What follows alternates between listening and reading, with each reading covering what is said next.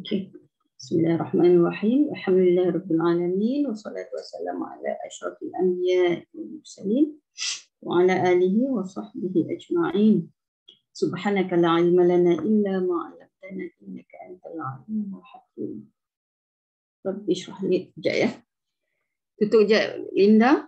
Ada masalah pula tudung. Sekejap.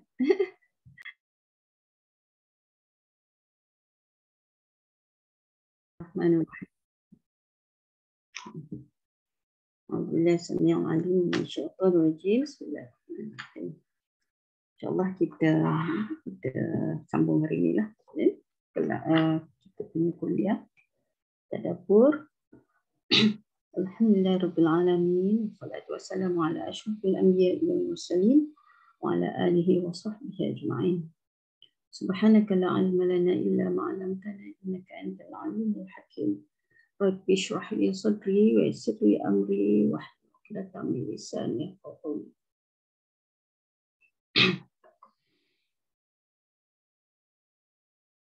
Kita masuk ayat 57 insya-Allah ya. Macam mana ni?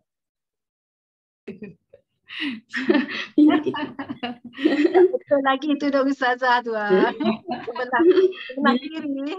Bila kita tengok kat depan ni, kita pegang kiri nampak kanan, kena kat kanan. Kan? Oh, lagi tengok sengit. Macam mana nak buat? Buka spek dulu. Okey dah cut. Okey. Bismillahirrahmanirrahim. A'udzubillahi samii'il 'aliim minasyaitonir rajim. Surah Al-Mu'minun ayat 57. Innal ladzina hum min khashyati rabbihim mushfiqun wal ladzina hum bi ayati rabbihim yu'minun wal ladzina hum bi rabbihim la yushrikun wal ladzina yu'tuna ma ataw wa qulubuhum wajilatun annahum ila rabbihim raji'un. والذين يؤتون ما آتوا وقلوبهم وجلة أنهم إلى ربهم راجعون أولئك يسارعون في الخيرات وهم لا سابقون. Terjemahannya, sesungguhnya orang-orang yang berhati-hati kerana takut akan azab Rabb mereka, ayat 57, dan orang-orang yang beriman dengan ayat-ayat Rabb mereka, ayat 58, dan orang-orang yang tidak menyekutukan dengan Rabb mereka sesuatu apapun, ayat 59, dan orang-orang yang berikan apa yang telah mereka berikan dengan hati yang takut kerana mereka tahu bahawa sesungguhnya mereka akan kembali kepada Rabb mereka, ayat 60. Mereka itu bersegera untuk mendapat kebaikan-kebaikan dan mereka lah orang-orang yang segera memperolehinya. Ini tentang orang-orang yang pelaku-pelaku kebaikan, orang yang melakukan kebaikan. Orang beriman. Tajuk surahnya Al-Mu'minun. Kan? Al-Mu'minun yang ayat pertama, ayat mula-mula itu kita tengok ciri-ciri orang yang beriman, orang-orang yang beroleh kejayaan. Ini disebut di sini ciri-ciri orang yang melakukan kebaikan. Dalam huraian di halaman 267 tu disebut tentang sifat-sifat pelaku kebaikan. Allah SWT berfirman dalam ayat 57. Innal ladzina hum min khasyati rabbihim mushfiqun.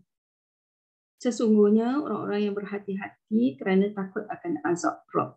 Azab daripada Rabb mereka, azab Rabb mereka, azab daripada Allah, azab daripada Tuhan. Maksudnya, meskipun mereka selalu berbuat baik, memiliki keimanan yang kokoh dan melakukan amal perbuatan yang soleh, namun mereka juga begitu berhati-hati, selalu takut kepada Allah dan sentiasa merasa khawatir tertimpa azab Allah. Pernyataan ini sesuai dengan ungkapan Hasan Al-Basri. Kata Hasan Al-Basri, sesungguhnya orang yang beriman selalu memadukan antara kebajikan dan rasa takut. Sedangkan orang kafir selalu memadukan antara keburukan dan perasaan aman dari siksa Allah. Maksud memadukan itu adalah menggabungkanlah, kan? Madu, kataan madu itu daripada padu. Memadukan, menggabungkan. Bahasa Indonesia kita bahasa Melayu tak gunalah, kan? Walaupun kita faham maksud dia ni, tapi kataan kita menggabungkanlah. Jadi maknanya ayat ini menjelaskan bahawa sikap orang beriman juga adalah sentiasa berhati-hati, sentiasa takut dan sentiasa berharap. Takut pada Allah SWT dan juga sentiasa berharap pada Allah SWT. Buat baik tapi masih rasa bimbang, rasa takut, amalan kita entah diterima ke tidak, itu berhati-hati. Berhati-hati. Ini takut kita tidak ikhlas, takut ada ujuk, takut takabur, takut ada sifat riya, sum'ah. Jadi itu sikap beriman, orang beriman. Buat baik tapi masih tak yakin sebab kita tahu kita lemah. Kita tahu kita adalah manusia yang serba kekurangan. Jadi sentiasa berhati-hati. Itu sikap. Maknanya ikhlas, kalau maknanya kita mengharapkan keikhlasan. Kita mengharapkan kita ikhlas. Orang yang beriman sentiasa mengharapkan amalan dia ikhlas. Kalau tak ikhlas, rosak amalan. Jadi sifat-sifat mazmumah, penyakit-penyakit hati itu seboleh-bolehnya dihindari. Tadi saya sebut takabur. Takabur tu maknanya sombong. Pernah ada sahabat bertanya kepada Rasulullah SAW, kalau seorang tu dia suka apa? Dia suka pakai baju cantik, ya. Suka pakai baju cantik, suka pakai, ya, suka yang cantik-cantik lah.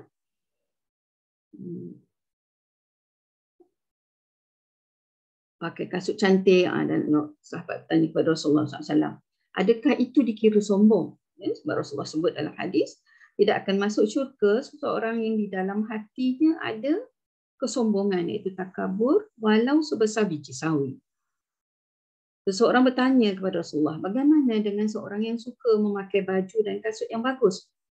Lalu baginda menjawab, sesungguhnya Allah itu indah dan menyukai keindahan. Dan sombong maknanya adalah menolak kebenaran dan meremehkan orang lain. Kalau suka pakai cantik, suka pakai yang cantik-cantik itu maknanya tak semestinya sombong lah. Allah kata, kan?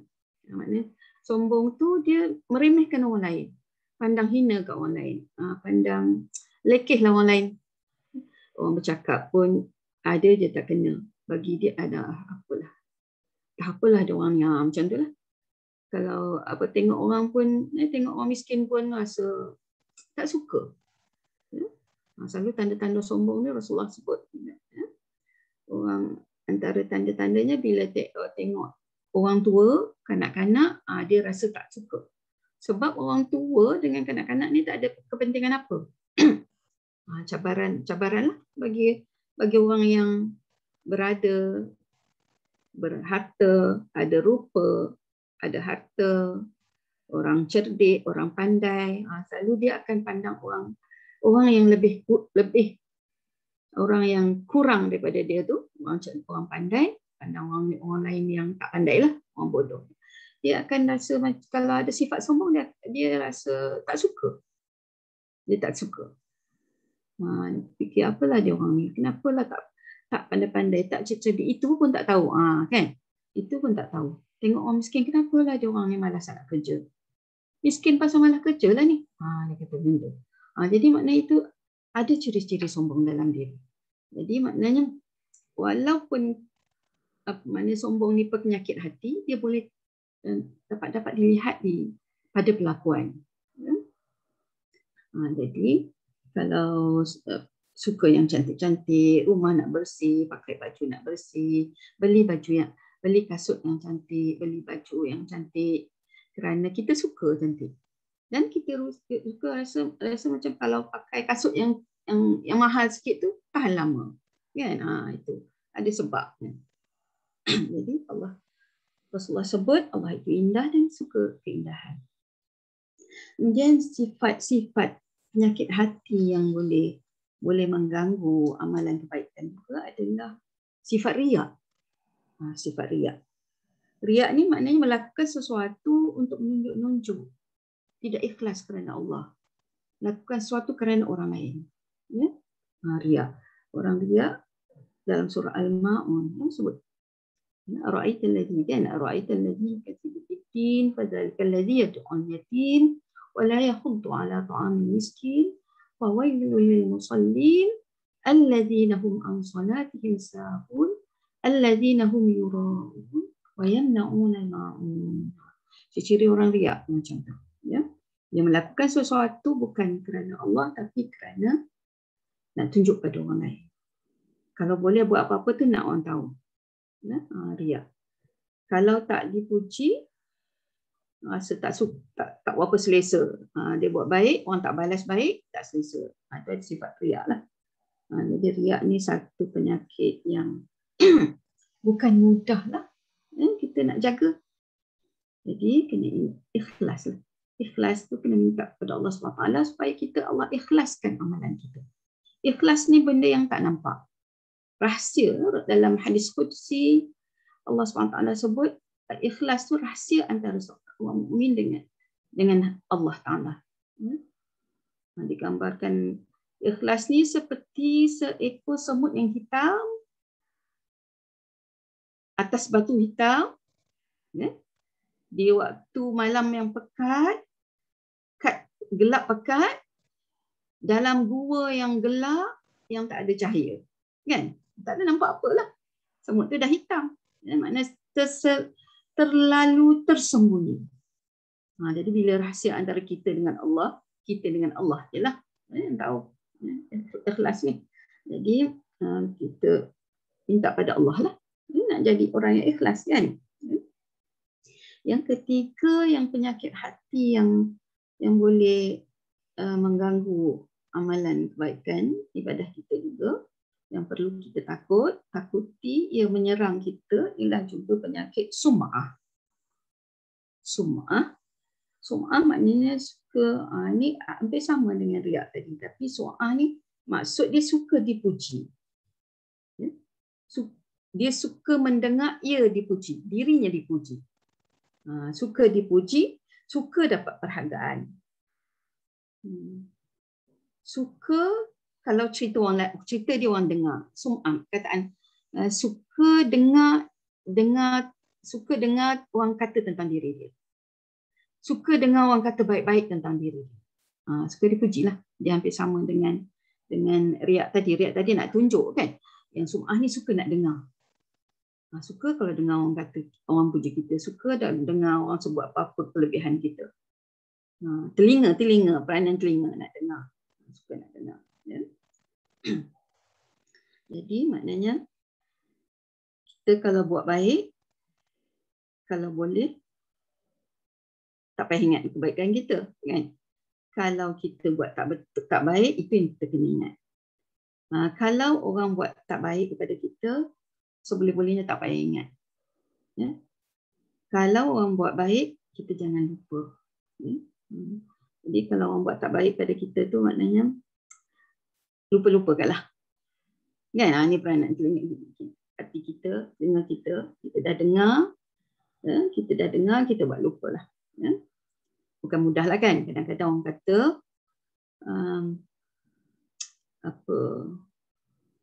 luka parut dah hilang, kan? Luka dah hilang, parut ada lagi. Tak apalah, parut lama ke parut baru, kan? Kita tak payah bagi perhatian sangatlah. Luka dah sembuh, yang penting dah tak sakit, kan? Jadi tak usah nak dengar orang puji lagi ke tak, orang kata lagi ke tak payah. Okay. Yang keempat, antara penyakit hati yang perlu kita hati-hati juga adalah ujub. Apa makna ujub? Ujub maknanya rasa kagum dengan diri sendiri. Rasa lebih daripada orang lain. Rasa diri hebat. Rasa bangga lah. Rasa bangga diri. Ujub. Ini dalam hati lah. Ujub ni. Orang tak tahu, kita je tahu. Kan, kita terlintas. Rasa hebat juga kita. Pandai juga kita. Cantik juga. Kan, makna tu. Kalau kita terlintas macam tu, astagfirullah dan syukur pada Allah. Kita dapat nikmat, alhamdulillah. Semua ni kurniaan Allah SWT. Kalau kita rasa macam kita ada kelebihan, kita berjaya sebab usaha kita, astagfirullahalazim. La khawla wa la quwwata illa billahil aliyyil azim. Kalau Allah tak izin, kita takkan dapat. Ya, semuanya dengan izin Allah. La haula wala quwwata illa billahil aliyyil azim. Okey. Dan ayat berikutnya, wallazina hum biayati rabbihim yu'minun. Maksud dia ayat 58 jadi 57. Dan orang-orang yang beriman dengan ayat-ayat Rabb mereka, maksudnya mereka yang mengimani tanda-tanda kebesaran Allah, baik tanda-tanda yang berwujud alam semesta ataupun ayat-ayat syar'i firman-Nya. Maknanya mereka yang beriman tanda-tanda kebesaran Allah. Walladzina hum biayati rabbihim yu'minun. Ayat tu ayat-ayat Allah.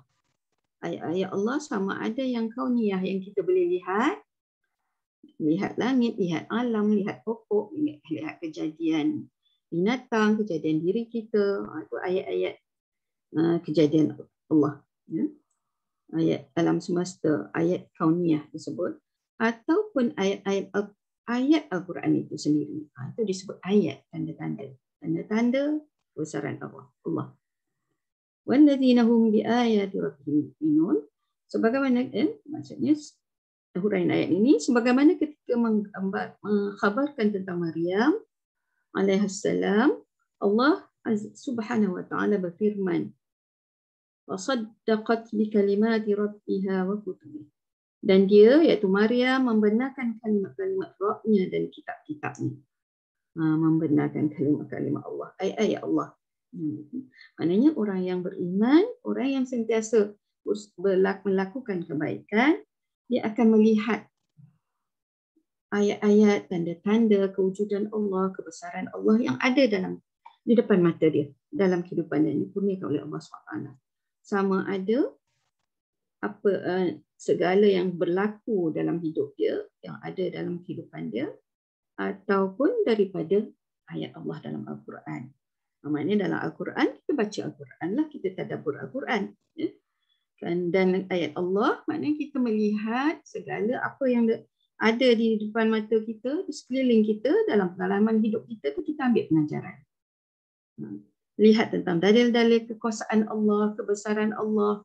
Maknanya itu semua adalah tanda-tanda orang itu sentiasa berhati-hati dan menjaga keimanan dia lah. Ya. Seperti mana diceritakan, Allah disebut oleh Imam Ibn Kathir tentang Maryam, ya, ibu Nabi Isa alaihissalam. Ya. Dia membenarkan wasaddaqat bi kalimati rabbiha wa kutubi. Dia membenarkan kalimah-kalimah Rabb-nya dan kitab-kitabnya. Di dalam surah At-Tahrim ayat 12. Maksudnya, dan Maryam yakini sepenuh hati bahawa apa yang terjadi adalah takdir dan ketentuan Allah. Dan dia mempercayai bahawa apa yang disyariatkan oleh Allah, jika itu tergolong sebuah perintah, nescaya perintah itu merupakan sesuatu yang amat dicintai dan diredainya. Namun jika itu sebuah larangan, nescaya larangan itu merupakan sesuatu yang dibenci dan ditentang olehnya. Jika menurut pandangan Allah sesuatu itu baik, maka itu adalah sebuah kebenaran yang nyata. Jadi maknanya, Sayyidatina Maryam, apa kisah dia? Apa kisah Maryam? mengandung tanpa suami kan, tanpa suami. Dia apa? Ujian daripada Allah SWT. Ujian daripada Allah, bukan senanglah. Seorang yang baik tiba-tiba berlaku itu pada dia. Ini adalah suatu fitnah.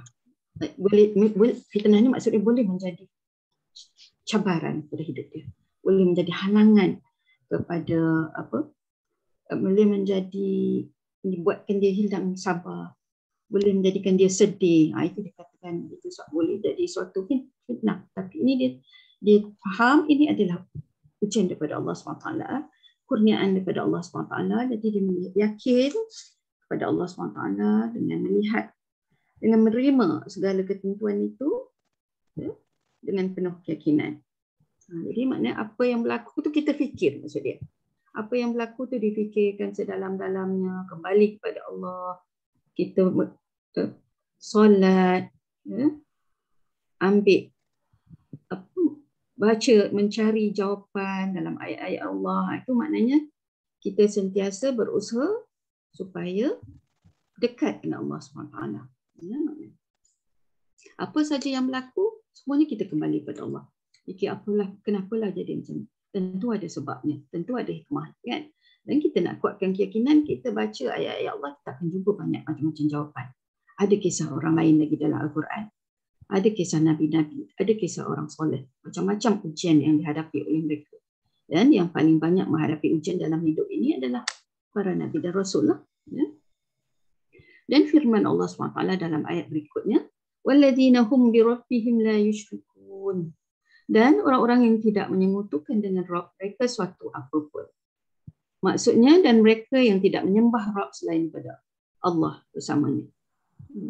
Selain Allah bersamanya.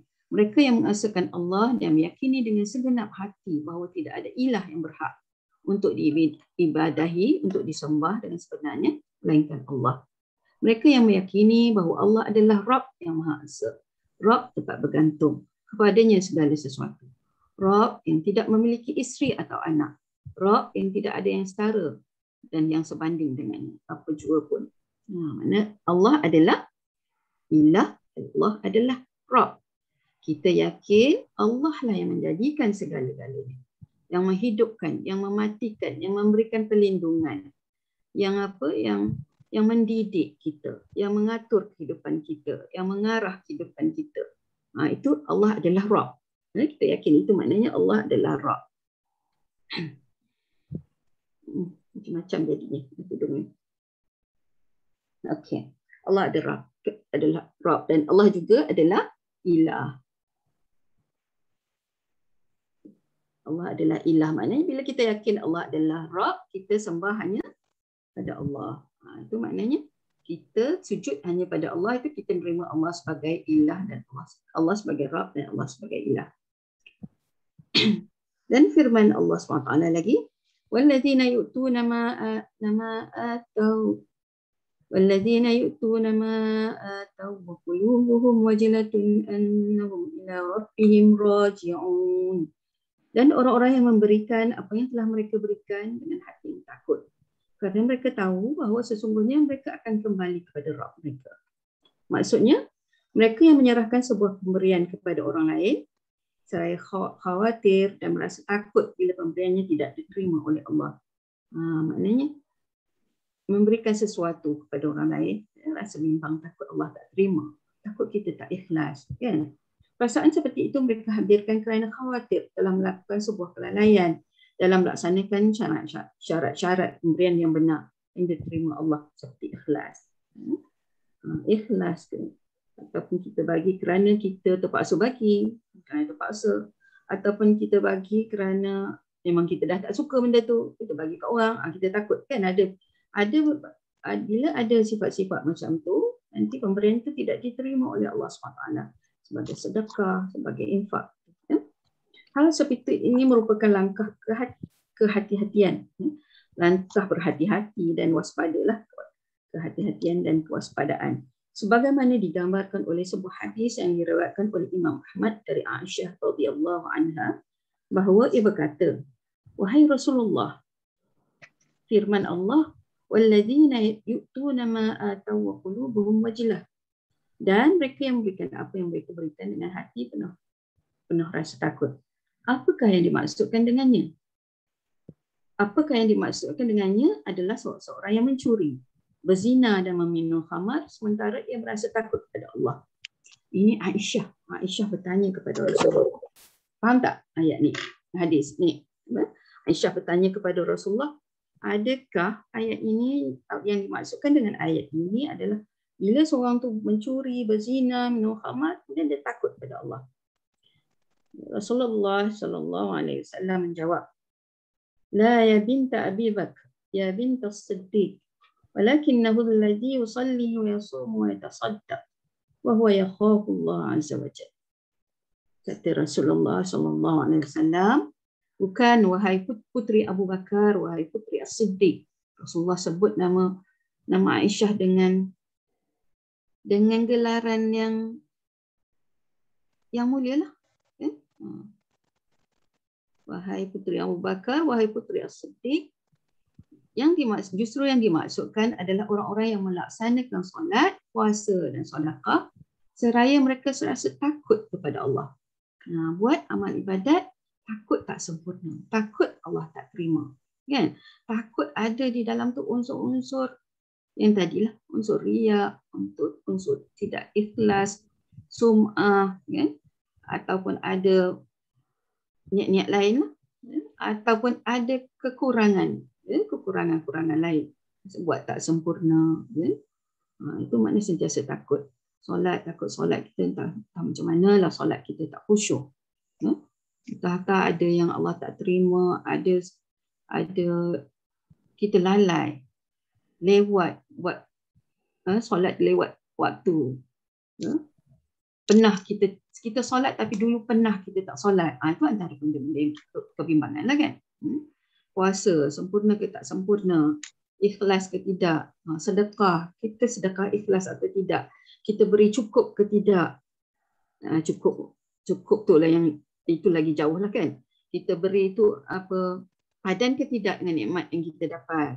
Nikmat dapat banyak, hidup senang, bagi sikit sangat kita sedekah. Itu pun kalau ada. Jadi maknanya kita sentiasa berfikir macam tu lah. Itu Rasulullah sebut. Bukan maknanya bila orang mencuri, berzina atau minum khamar tu dia takut. Ini buat baik. Buat baik pun ada rasa takut. Dan demikian pula hadis yang serupa diriwayatkan oleh At-Tirmizi dan Ibn Abi Hatim dengan lafaz sabda Rasulullah ni. Ini lafaz lain ayat hadis dengan maksud yang tadi. Maknanya para sahabat ni ramai-ramai dengar. Ada orang ni sebut, perkataannya ada beza sikit lah dengan orang lain sebut. Ini hadis satu daripada Abi dengan lafaz yang diriwayatkan oleh At-Tirmizi. La ya bint as-siddiq walakinnahum allazina yasumuna yusalluna wa yatasaddaquna wa hum yakhafuna an la yuqbala minhum. Maksud ulaika allazina yusari'una fil khairat. Maksudnya sama, tapi perkataan berbeza. Hadis macam ni lah, ada berbeza sikit kan. Orang ni dengar dia sebut, Rasulullah sebut macam ni, tapi maksudnya tak lari lah. Maksud hadis baginda ini adalah, tidak wahai putri As-Siddiq, akan tetapi mereka itu adalah orang-orang yang berpuasa, solat dan bersedekah, sedangkan mereka dalam keadaan khawatir Allah tidak menerima amal kebajikan mereka. Mereka itu bersegera untuk mendapat kebaikan-kebaikan. Okay. Keterangan di atas adalah penafsiran yang dikemukakan oleh Ibn Abbas radhiyallahu anhuma, Muhammad bin Ka'ab Al-Qurazi dan Al-Hasan Al-Basri terhadap ayat di atas. Ini maksudnya pengarang menulis, memetik bahawa tafsiran ini dikemukakan oleh para sahabat ini. Nama-nama yang terbaik. Okay. Ini ada orang-orang ahli, para alim ulama,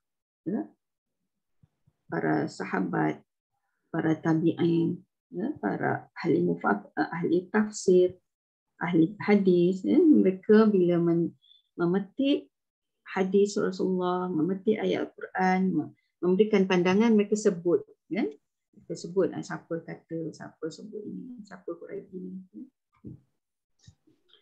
Okey, setakat ni ada soalan nak tanya sebelum kita masuk ke ayat baru, ke ayat lain.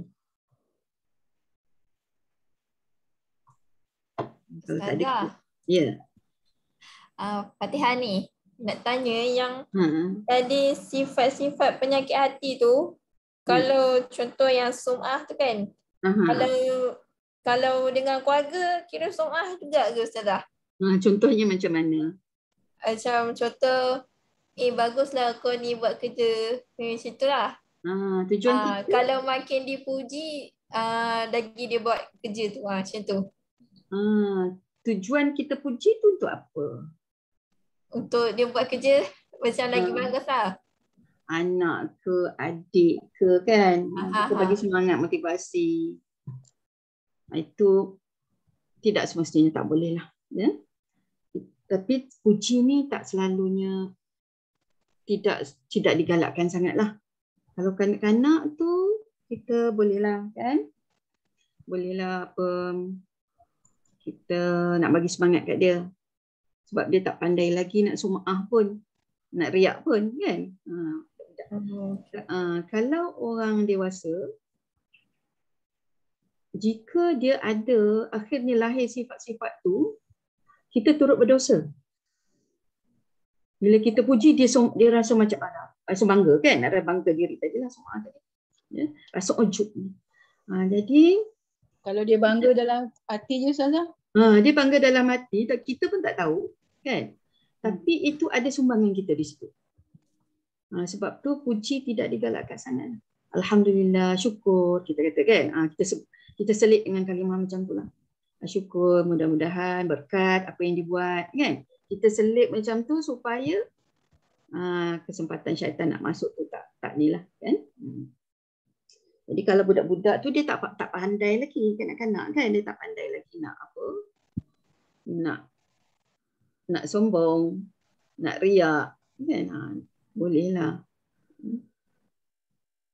Kalau kita niat nak bodek misalnya, supaya dia rajin lagi, dia dengan kita dia baik. Tu kita sendiri tahu pula lah niat kita kan. Tak Fatihah? Okey tak Fatihah? Okey. So kalau macam contoh macam kalau orang puji-puji tu kan, dia cakap cantiklah baju hari ni macam tu. Kalau yang macam tu, orang yang mendengar tu cakap macam Ustazah lah, alhamdulillah lah macam tu. Syukur. So elakkan perasaan elak kita sendiri kan. Orang tu kadang ikhlas, tapi kita mengharapkan kita pun terima dengan ikhlas. Ada setengah orang dia suka puji, tak boleh sangat selalu lah, sekali-sekala perlu juga kan, sekali-sekala sebagai adab dengan orang lain ya? Kita kadang pandang pun orang nampak dah, pandangan orang menghargai kan, perkataan orang menghargai, berpada-padalah. Kalau berlebih-lebih tu orang yang menerima pun kadang-kadang faham juga. Selalu sangat puji macam tu tak elok juga. Sekali-sekala kan. Boleh je. Cakap alhamdulillah. Kadang orang tu orang tu ikhlas. Orang ikhlas ni kita boleh baca jugalah kan. Kadang orang dia memang ikhlas. Cantiknya, dia suka macam ni. Dia suka kalau ini memang warna kesukaan dia. Dia suka tengok kita pakai baju ni sebab dia memang suka warna peach, warna hijau misalnya kata kan. Kita tahu itu ayat-ayat ikhlas. Jadi kita sendiri kalau nak bercakap kena ikhlas macam tu jugalah. Kalau kita tengok ada insan-insan yang ikhlas lah hidup kita ni, kan kita jumpa kadang orang baik-baik. Kataan dia nampak ikhlas je. Dia puji pun memang dia suka. Itu sebab memang Allah itu indah, kan sukakan keindahan. Dia melahirkan rasa suka dia. Tak salah juga. Kalau kita tiba-tiba rasa macam tu salah kita lah. Maknanya kita pun kena ikhlas juga. Tapi kita sebut alhamdulillah je Ustazah. Alhamdulillah. Hadza min fadlillah. Ini kelebihan daripada Allah. Ini kelebihan daripada Allah. Kadang kita anak berjaya ke, kita berjaya ke, Kan? Alhamdulillah, syukur pada Allah. Kita selitlah dengan ayat macam ni. Iyalah, maknanya kan kita kalau puji anak kita misalnya dapat straight A ke macam mana, kita alhamdulillah dia pun dapat usaha, kan? Ni apa? Syukurlah, kan? Dia usaha dapat dapat apa? Allah bagi kejayaan. Kalau usaha Allah tak nak bagi, tak dapat juga. Kita sebut macam itulah. Alhamdulillah, syukur kepada Allah. Kita pun boleh faham kan ayat kita sendiri. Alhamdulillah. Alhamdulillah. Ustazah, kita sebut alhamdulillah hazza min fadlillah tu min fadli rabbi. Ya, min fadli rabbi. Ini boleh. Kelebihan ini adalah daripada Tuhan tu. Rabbi, Rabb kan? Rabb. Jadi maknanya kita itu ada dalam ayat Al-Quran. Ada apa? Itulah. Kelebihan itu adalah daripada Allah. Kita kembali pada Allah lah. Okey. Ada lagi tak? Kita sambung. Tak ada, kita sambung lah. Jadi apa yang perlu kita lakukan selain pada kita ucap syukur tu, kita banyak istighfar. Maknanya kita nak buang, nak sifat-sifat ikhlas tu ada, sifat-sifat ujub, riak, sum'ah tu terhindar daripada kita kena banyak istighfar, banyak baca Quran, banyak zikir. 4 Tapi kalau buat ni pun tak boleh tunjuk juga kan Ustazah. Ini nak cerita tentang riak ni kan. Riak ni dia sangat halus. Kan? Kalau tak sedar tak sedar. Ni apa Imam Al-Ghazali sebut, riak ni kalau kita tak solat di masjid, tak solat sunat di masjid kerana takut orang kata kita riak, itu beriak. Kan? Kita tak buat takut orang kata kita riak pun riak. Okay? Kita nak baca Quran, sudah solat di surau, lepas waktu rehat ni kita di surau, lepas solat ada masa lagi baca Quran. Tak nak bacalah, nanti orang kata rajin sangat dah pula. Nanti orang kata nak menunjuk dah pula. Kan? Kita tak buat kerana apa? Takut orang kata. Tu syaitan dia datang. Syaitan ni sangat dedikasi, sangat cilik orang kata kan. Sangat licik dia. Sangat halus dia punya tikaman dia tu. Jadi kita kena astagfirullahalazim. Kita buatlah. Kalau tak buat, kita yang rugi. Kan? Tak buat kan takut orang kata. Rugilah kita. Jadi itulah. Kita kena banyak istighfar, banyak zikir. Subhanallah, alhamdulillah, wa la ilaha illallah, Allahu akbar.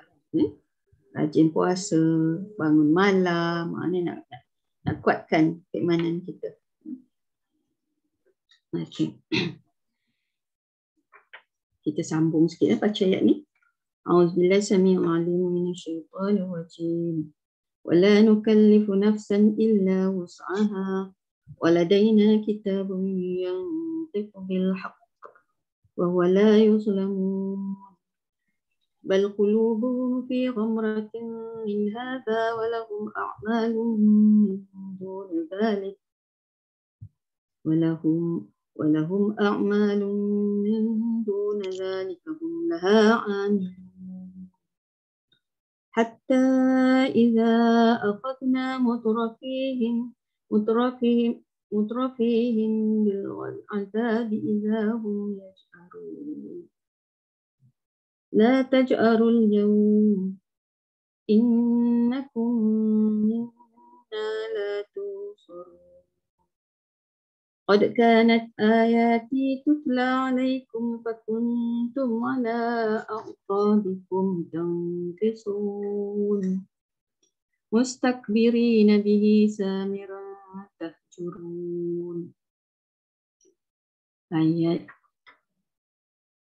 62 hingga ayat 67. Kami tidak membebani seseorang melainkan menurut kesanggupannya. Kami ini Allah lah. Dan pada sisi kami ada suatu kitab yang membicarakan kebenaran dan mereka tidak dianiaya. Ayat 62. Tetapi hati orang-orang kafir itu ada kesesatan dari memahami kenyataan ini. Dan mereka banyak mengerjakan perbuatan-perbuatan buruk selain dari itu. Mereka tetap mengerjakannya. Ayat 63.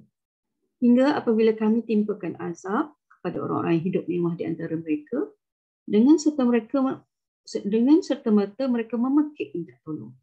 Ayat 64. Janganlah kamu memekik minta tolong pada hari ini. Sesungguhnya kamu tidak akan mendapat pertolongan dari kami. 65. Sesungguhnya ayat-ayatku, Al-Quran, selalu dibacakan kepada kamu sekalian. Maka kamu selalu berpaling ke belakang. 66. Dengan merasa sombong kerana adanya Ka'bah dan mengucapkan kataan-kataan keji terhadapnya. Iaitu Al-Quran Muhammad SAW. Di waktu kamu bercakap-cakap di malam hari. Ayat 67. Ini penjelasan tentang kelebihan Allah, tentang keadilan Allah Subhanahu Wa Taala dan kesesatan orang-orang musyrik. Allah Ta'ala memberitahu tentang keadilannya dalam menetapkan hukum syarak bagi hamba-hambanya di dunia. Bahawasanya Allah Subhanahu Wa Taala tidak membebani seseorang melainkan menurut kesanggupan. La yukallifullahu nafsan illa wus'aha. Ini kita selalu dengar ayat ni. Allah tak bebankan seseorang kecuali Allah tahu dia sanggup. Yakni melainkan apa yang dapat dipikul dan dilaksanakan oleh jiwanya. Dan bahawasanya pada saat hari kiamat datang, Allah akan menghisap seluruh perbuatan mereka yang tertulis rapi pada sebuah buku catatan yang tidak pernah lalai mencatatnya barang sedikit pun. Ada malaikat, Raqib dan Atid yang sentiasa mencatat amalan kita. Ada satu huruf, satu perkataan, satu titik pun tak tinggal. Semuanya ada dalam kitab amalan kita, catatan amal itu. Jadi, segala apa yang ada itu menggambarkan keadilan Allah. Buat baik, dibalas baik, dicatat sebagai kebaikan, dibalas sebagai kebaikan. Buat jahat, dicatat sebagai kejahatan dan dibalas sebagai kejahatan. Dan Allah SWT dengan sifat maha pemurah, maha pengasih, maha penyayang tu, kita selalu dengar kan, kita buat baik, satu, Allah gandakan pahala 10. Ya? Allah tulis 10. Kalau niat nak buat jahat, belum tulis lagi. Kalau dah buat pun tulis 1 je. Itu sifat Allah. Maha pengasih, maha penyayang kepada hamba-hambanya. Allah tak jadi bertambah kaya, Allah tak jadi bertambah hebat pun bila kita buat baik, bila kita patuh pada dia. Allah SWT tetap dengan dirinya, dengan segala kesempurnaannya, dengan segala sifat kesempurnaannya. Oleh kerananya Allah Ta'ala berfirman, وَلَدَيْنَا كِتَابٌ يَنطِقُ بِالْحَقِّ. Dan pada kami ada satu catatan yang menuturkan dengan sebenar-benarnya. Sebenarnya. Maksudnya catatan amal manusia. وَهُمْ لَا يُظْلَمُونَ. Dan mereka tidak dizalimi. Apa yang dicatat itu ialah apa yang kita buat. Ya? Bukan Allah menambah-nambah, bukan Allah nak menzalimi kalau itu satu kesalahan. Ya? Memang kerana kita yang kalau berlaku zalim itu adalah kerana manusia itu berlaku sendiri zalim terhadap dirinya. Artinya tidak ada satu pun amal kebaikan mereka yang dikurangi. Ada pun perbuatan yang buruk, maka Allah Subhanahu Wa Taala banyak memaafkan dan mengampuni kesalahan bagi hamba-hambanya yang beriman. Kan kita wuduk, setiap titik air wuduk yang nitis itu, ya Allah SWT hapuskan dosa-dosa kecil. Bila kita istighfar, Allah ampunkan dosa kecil. Pergi umrah, dosa kecil, dosa besar pun Allah ampunkan. Pergi umrah, hapus segala dosa. Pergi haji, hapus segala dosa. Balik suci diri kita umpama anak kecil yang baru lahir. Okay? Umpamakan putih, bersih, fitrah. Ya? Jadi Allah SWT Maha Pengampun, Maha Pengasih, Maha Penyayang. Ya? Tidak sama sekali ada sifat zalim dalam diri Allah SWT untuk hamba-hambanya. Selanjutnya Allah SWT berfirman seraya menentang keras kaum kafir Quraisy dan kaum musyrikin di kalangan mereka. Bal qulubuhum fi ghamrah. Maksud dia tetapi hati mereka, orang kafir itu dalam kesesatan. Mereka yang pilih kesesatan. Mereka pilih jalan yang sesat. Okay? Dalam hati mereka tu ada kesesatan. Jadi mereka ikut jalan yang sesat dan terus itu dalam kesesatan. Yakni dalam kelalaian dan kesesatan. Hadza dari ini. Yakni dari memahami Al-Quran yang diturunkan oleh Allah kepada Rasulnya. Daripada awal kita tengok surah Al-Fatihah. Allah dah sebut dah siapa yang sesat, siapa yang Allah murka ni. Kan? Mereka yang sesat itu mereka yang pilih untuk jadi sesat. Mereka yang tak mau patah balik. Dah sesat tu kena patah balik. Bila sesat tu kena cari jalan pulang. Orang sesat ni dia tak sengaja. Tapi kalau dia tidak terus sesat, ini adalah sesuatu yang sangat zalim terhadap diri sendirilah. Sebab jalan lurus tu Allah dah bagi dah petunjuk dia. Kan? Ada Al-Quran sebagai petunjuk. Ada Rasulullah sebagai petunjuk. Rasulullah SAW sebagai petunjuk. Tapi orang yang sesat ni dia terus sesat, mana dia zalim pada diri dia lah. Diberikan petunjuk tak mau ikut. Sesat asalnya tak sengaja disebabkan tak tahu. Sebabkan kebingungan, sebabkan tersilap, macam-macam lah. Tapi petunjuk untuk kembali ke jalan yang benar tu, jalan yang lurus, jalan betul tu, sentiasa ada. Ada Al-Quran, ada Rasul yang memberi petunjuk. Jadi Rasulullah SAW tu diutus oleh Allah SWT untuk membawa manusia selamat daripada kesesatan. Ya? Jadi kalau tak ambil, itu adalah kerana manusia sendiri menzalimi dirinya. Firman Allah SWT lagi, walahum a'malun min duni dzalika lahum laha 'amilun min dzalika hum laha 'amilun. Dan mereka banyak mengerjakan perbuatan-perbuatan buruk selain daripada itu. Dan mereka tetap mengerjakannya. Walahum a'malun min duni dzalika hum laha 'amilun. Dan mereka banyak mengerjakan perbuatan-perbuatan buruk selain dari itu. Mereka tetap mengerjakannya. Ada banyak buat perbuatan-perbuatan buruk dan terus mereka melakukan perbuatan-perbuatan buruk. Al-Hakam bin Abban menuturkan dari Ikrimah bin Abbas radhiyallahu anhuma yang dimaksudkan dengan a'malun min duni dzalik adalah perbuatan-perbuatan buruk yang berada di bawah syirik. Syirik ini kesesatan yang paling besar. Syirik. Tidak mau beriman, syirik pada Allah. Di bawah syirik itulah ada kesalahan-kesalahan lain, dosa-dosa lain, kezaliman lain. Bila mereka syirik pada Allah SWT akan diikutilah dengan perbuatan buruk yang lain. Kan? Bila syirik pada Allah, tidak mahu beriman kepada Allah, tidak beriman kepada Allah SWT, akan banyaklah dosa maksiat lain. Yang pertama sekali itu, dosa yang paling besar, kezaliman yang paling besar adalah syirik. Bila dah syirik, tidak beriman pada Allah, beriman kepada Tuhan yang selain daripada Allah, beriman kepada selain daripada Allah, sembah yang lain daripada Allah, akan diikutilah dengan kesalahan-kesalahan lain. Bila dah tidak ikut cara Islam, tidak beriman dengan akidah yang benar, akidah tauhid, tidak akan ikut syariat Islam. Dia dah tak beriman, tak ikutlah perintah Allah, tak ikutlah apa saja semua yang Allah sebut dalam Al-Quran. Minum arak, berjudi, makan makanan yang haram, buat perbuatan mengumpat, mengeji, fitnah, semua itu ada. Sebab apa? Sebab dah tak ikut riawan, tidak beriman kepada Allah. Jadi yang lain yang jadi amalan hidup dia. Sedangkan lafaz hum laha amilun maknanya yang sentiasa mereka kerjakan. Yang tak baik je lah mereka buat. Sebab dah syirik itu satu kezaliman yang paling besar. Jadi dan terus menzalimi diri sendiri dengan melakukan perbuatan-perbuatan yang dilarang Allah dan yang memang juga tidak sesuai dengan diri manusia, fitrah manusia. Makna di atas juga diriwayatkan dari Mujahid, Hasan Al-Basri dan para tokoh ulama lain. Makna di atas makna huraian kepada ayat inilah. Huraian kepada ayat ini sebagaimana disebut oleh Al-Hakam ni, dari Ikrimah ini, ada orang lain pun meriwayatkannya juga. Sementara para ulama yang lain berkata, yang dimaksudkan dengan ayat ada pandangan lain. Dan pandangan-pandangan para ulama ini tidak berbezalah antara satu sama lain, tidak bertentangan sebenarnya. Walahum a'malun min duni dzalika hum laha 'amilun.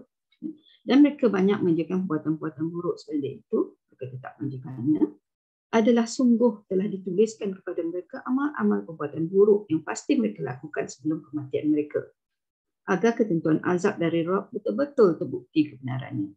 Maknanya mereka dah buat perbuatan buruk tu, mereka terus melakukannya. Maknanya ini terbukti bahawa azab daripada Allah tu berterusan kepada mereka. Ya?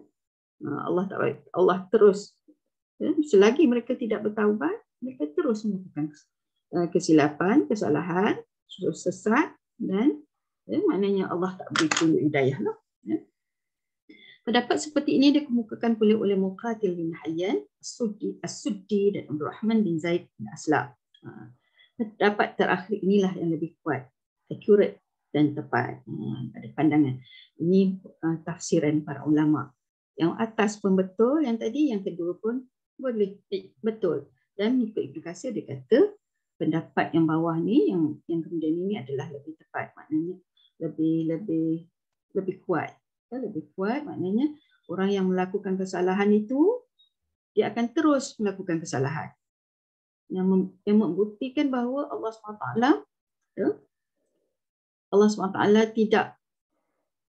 tidak meredai mereka. Mereka terus berada dalam keadaan azab sebab bila dah berdosa dia tak bertaubat, tak istighfar, tidak kembali kepada Allah, kalau syirik dia tidak kembali kepada akidah yang benar, dia akan terus berada dalam keadaan melakukan kesalahan, melakukan perkara-perkara yang tidak wajar, melakukan dosa.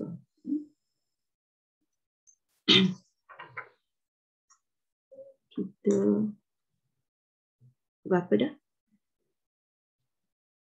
5 minit lagi dan kita habiskan ayat ini. Di dalam perbahasan terdahulu kami telah menyebut sebuah hadis Ibnu Mas'ud radhiyallahu anhu. Kami ni maksudnya Ibnu Katsir lah, tuan kitab ni. Bunyi hadis itu adalah fawallahi allazi la ilaha ghairuh. Sabda Rasulullah SAW. Fawallahi allazi la ilaha illa ghairuh innar rajula liya'mal bi'amali ahli jannah. Innar rajula liya'malu bi'amali ahli jannah. حتى ما يكون بينه وبينها إلا ذراع فيسبق عليه الكتاب فيعمل بعمل أهل النار فيدخلها.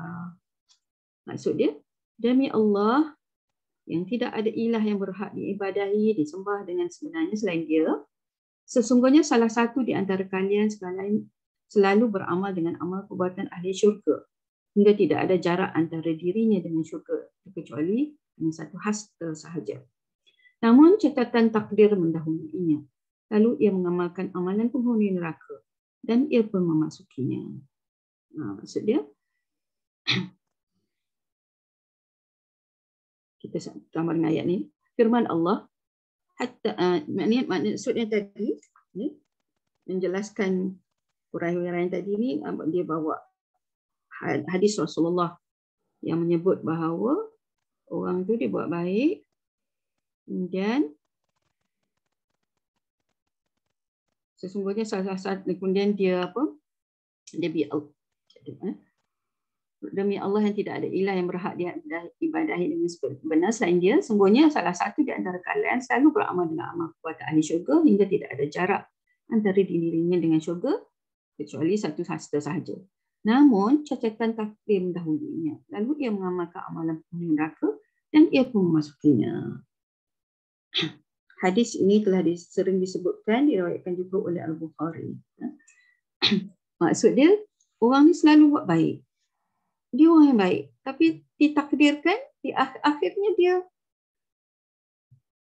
dia buat dosa pula. Akhir dia tu takdir tidak baik. Ketentuan Allah lah. Mesti ada sebab-sebab yang Allah Maha mengetahui. Jadi sebab tu kita kena selalu sebut Rabbana atina fid dunya hasanah wa fil akhirati hasanah wa qina azabannar. Allah mahtim lana bi husnil khatimah wa la tahkim alaina bi su'il khatimah. Kita minta kita sampai akhir, kita mati dalam keadaan husnul khatimah. Kita buat baik, kita manusia ni, balas lagi nama manusia, iman kita turun naik. Tapi kita minta pada Allah supaya akhir nanti kita tetap dalam kebaikan. Kalau kita buat dosa pun kita taubat, sempat taubat sebelum mati. Ya? Ada juga berlaku kan takdir begini, ketentuan Allah mesti ada sebab dia. Dia buat baik, tiba-tiba akhir dia jadi tak baik pun. Adalah sesuatu yang menyebabkan jadi begitu tu. Allah tak zalim. Okay? Kalau berlaku mesti ada sebab. Kadang-kadang kita takut kita tak minta pada Allah. Jadi kita minta pada Allah Subhanahu Wa Taala sentiasa minta supaya Allah sentiasa buka peluang kita bertaubat. Kalau kita buat salah, kita istighfar, kita taubat. Kalau kita dan kita minta mati dalam keadaan husnul khatimah, dan setelah kita kembali menemui Allah, nanti Allah tentukan takdir yang baik syurga untuk kita.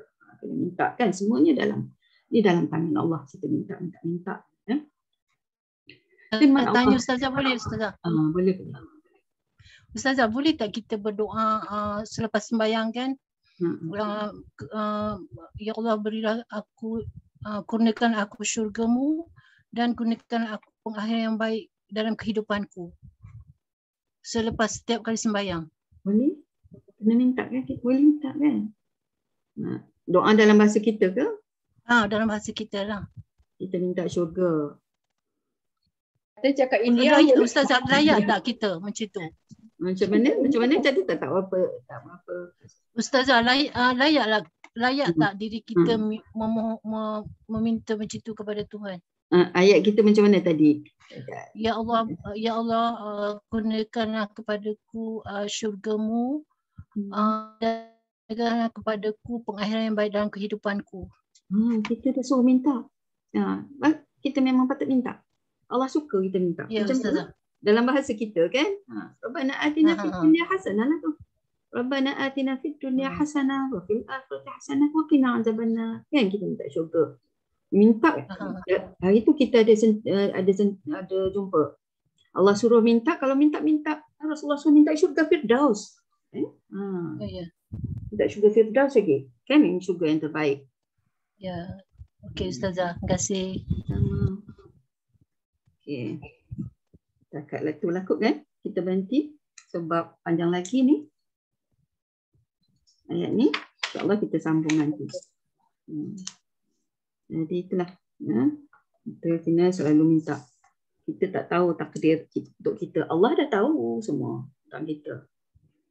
Allah dah tahu dah kita nak terus ke tak terus ke. Apa perjalanan kita di macam mana kan. Kita kena minta. Untuk hari ni minta, untuk esok minta, untuk seterusnya. Setiap waktu solat. Setiap waktu. Itu doa yang kita sepatutnya tak tinggal. Itulah minta Allah SWT takdirkan kita dapat syurga. Kan? Minta syurga. Rabbana atina fid dunya hasanah. Fil akhirati hasanah. Kehidupan baik di dunia dan di akhirat. Kan? Ada kita buat masjid lain. Fil akhirati hasanah wa qina azabannar. Minta kan? Kita doa lah, kita sama-sama. Kita doa untuk kita, doa untuk orang lain. Tina tu kita sebut kami kan? Kami. Bayangkanlah anak, suami kita, ibu bapa kita, anak-anak kita, adik-beradik kita. Sebab kami tu bukan kita seorang lah, bila kami. Jadi cakap itulah hari ni kan. Kita berhenti cakap ni. InsyaAllah kita jumpa lagi 2 minggu dari sekarang. Mudah-mudahan dalam waktu yang singkat ini kita dapatlah manfaatnya dan Allah berkati majlis kita insyaAllah.